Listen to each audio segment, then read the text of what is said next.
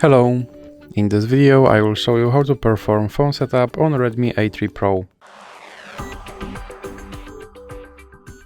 So you have to start by pressing on this arrow button, and here you can choose your language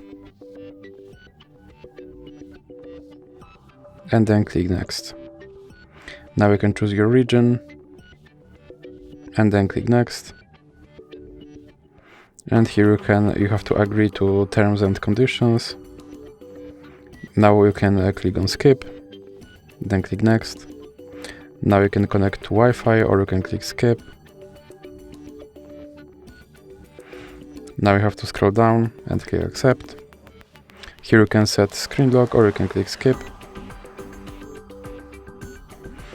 Now you can just click next. And now you can turn on parental controls, or you can click next. Here you can set your font, or you can click next. Now you can set up your lock screen, or you can click skip. And now you can select your default launcher and then click next.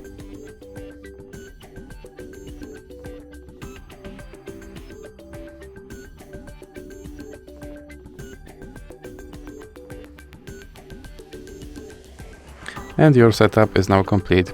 So that's it for this video. If you liked it, please remember to leave a like and subscribe.